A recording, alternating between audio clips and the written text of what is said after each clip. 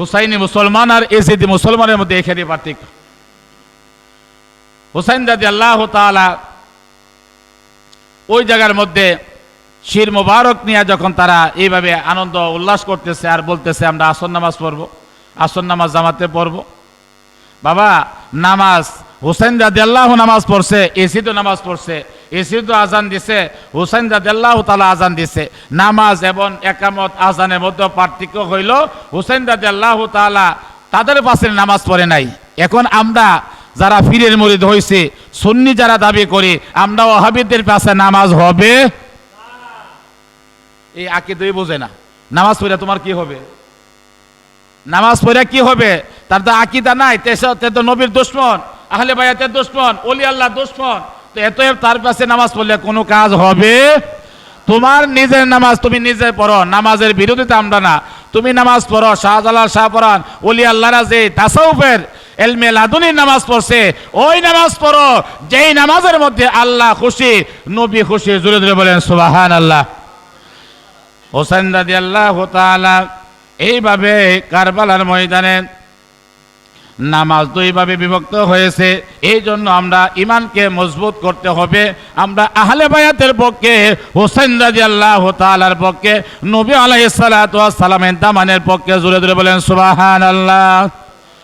তারা আসর নামাজ পড়ে, ওলা আসরে, আসরের তাফসিরের মধ্যে লেখে সময়ের কসম দিয়ে বলতেছে তাড়াতাড়ি কারবালা সরি চালায়া দাও, আমরা যে নামাজ পড়ব।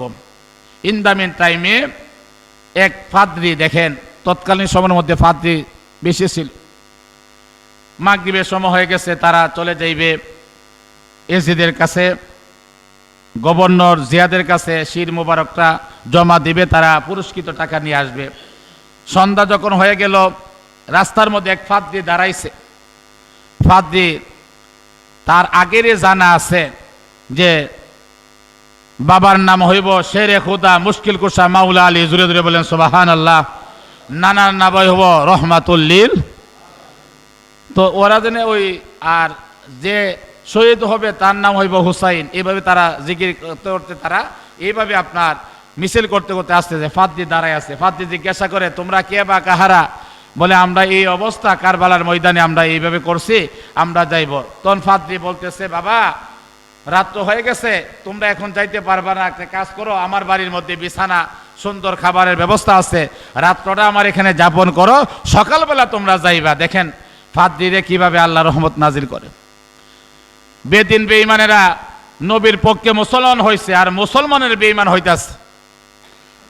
নির্বাচনের আগে দেখছেন না কত টিকিট বিক্রি হয়ে গেছে, টিকিট আর নাই। আমাদের লেবাস আছে কিন্তু ইমান নাই। একমাত্র ওলি আল্লাহদের দরবারে যে তাসাউফ শিক্ষা দেওয়া হয়, ইমানের কিছু গন্ধ পাওয়া যায়। এছাড়া আর কোনো জায়গার মধ্যে, কোনো মসজিদ মাদ্রাসার মধ্যে ইমানের গন্ধ পাওয়া, যারা বুঝেন তরিকা নিলে চলবে না, যে গবেষণা করতে হবে। তখন ফাদরির কথা শুনে তারা 2-3 দিন যাবৎ অনাখার, অঘুমা, ক্লান্ত, খাওয়াইছে। খাওয়া দাওয়ার পরে যখন বিশ্রামের মধ্যে গেছে, সবাই ঘুমাই গেছে, নাক ডেকে ঘুমাইতেছে। ফাদরি রাত্র যখন গভীর হয়ে গেছে, এখন রাত্র গভীর, তাহাজ্জুদের সময়, ওলি আল্লাহরা তাহাজ্জুদের সময় দেখেন মুরাকাবা মুশাহাদার মধ্যে বসে।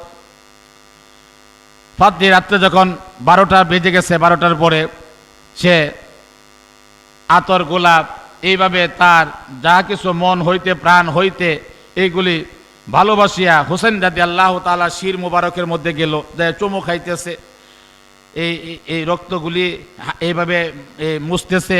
মানে তার বেদনা, চিন্তা, চেতনা তার অন্তর হইতে, হৃদয় হইতে সে হুসাইন রাদিয়াল্লাহু তাআলা শির মুবারক দেখে অঝরে কাঁদতেছে। জোরে জোরে বলেন সুবহানাল্লাহ। ফাদরি সিনে আহলে বায়াতদেরকে, কিন্তু মুসলমান হইয়া টাকার লোভে মারছে। নাউজুবিল্লাহ বলেন।